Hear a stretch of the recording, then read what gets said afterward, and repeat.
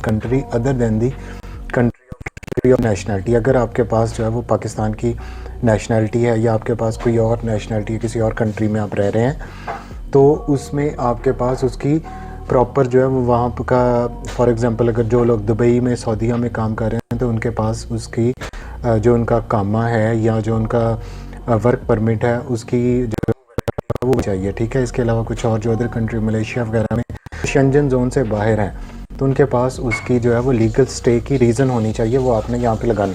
ये नहीं है कि वो आपका एक्सपायर हो रहा है और उसके बाद आप यहाँ पे इसको लगा रहे हैं। फिर उसके बाद आ जाता है कि request for criminal record inquiry by the immigration and border services safe.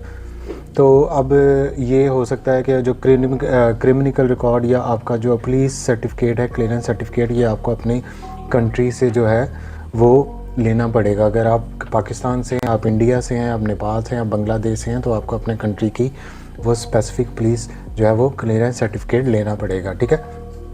इसके अलावा क्या है, आपकी वैलिड ट्रैवल इंश्योरेंस। तो ये शेंजन कंट्रीज़ की एक पूरी लिस्ट है, इसमें कंपनीज़ हैं ऐसी जो शेंजन जोन की ट्रैवल इंश्योरेंस करती हैं। ट्रैवल इंश्योरेंस आपकी 30,000 यूरो की उसकी कवरेज होनी चाहिए। अब यहाँ पे आपने सिर्फ जो पैनल पे हैं, शेंजन जोन के पैनल पे जो इंश्योरेंस कंपनीज़ हैं उनकी आपने ट्रैवल इंश्योरेंस लेनी है, ठीक है। कितनी देर की लेनी है? 3 मंथ्स की, क्योंकि आपका जॉब सीकर वीज़ा जो है वो 3 मंथ्स का लग रहा है, ठीक है।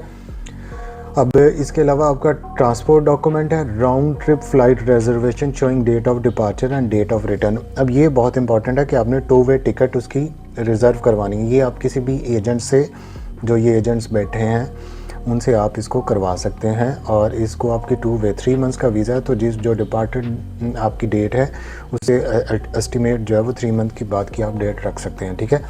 अब इसके बाद है proof of financial sources equivalent to at least the sum of 3 granted monthly minimum salary.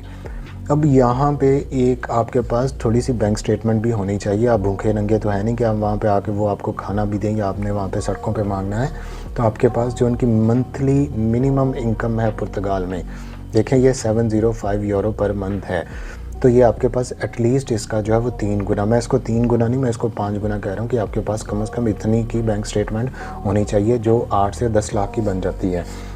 अब जो लोग बैंक स्टेटमेंट नहीं मैनेज कर सकते तो उसके लिए ये है कि आपकी सिटीज़न या वहाँ पे आपका कोई दोस्त है, कोई आपका जानने वाला है, कोई रिश्तेदार है। वैसे तो रिश्तेदार कभी काम नहीं आए, लेकिन हो सकता है कोई आपका सगा रिश्तेदार हो या दोस्त अच्छा हो, दोस्त काम आ जाते हैं।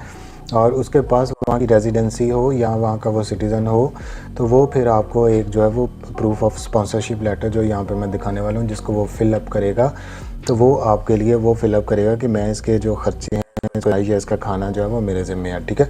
तो वो आपको वो स्पॉन्सरशिप लेटर प्रोवाइड करेगा। इसके अलावा declaration with indication of the condition for the estimated stay. इसके अलावा कुछ स्पेसिफिक डॉक्यूमेंट्स हैं जो वो मांग सकते हैं। वो ये हो सकता है कि आपका कवर लेटर, आपका अगर थोड़े से आप पढ़े लिखे हैं तो आपको डेफिनेटली ये बताना पड़ेगा कि किस वजह से वहाँ पे जा रहा हूँ। प्रूफ ऑफ अकोमोडेशन, ठीक है। अब मैं इसको स्टेप बाय स्टेप आपके सामने देखो करने वाला हूँ, ये इसमें कोई छुपी हुई बात नहीं है, तो ये ऐसे ही आप लोग भी इसको कर सकते हैं। अब ये पहला नेशनल वीज़ा, तो गाइज़ आप लोगों ने भागना नहीं है इस चीज़ से, इस चीज़ को देखें, वीडियो देखते हैं तो इसको वैसे अमल भी किया करें। ये चीज़ देखने से पहले वीडियो देखनी और कमेंट करना शुरू किया, मैसेज करना शुरू किया, सर मुझे गाइड करें भाई।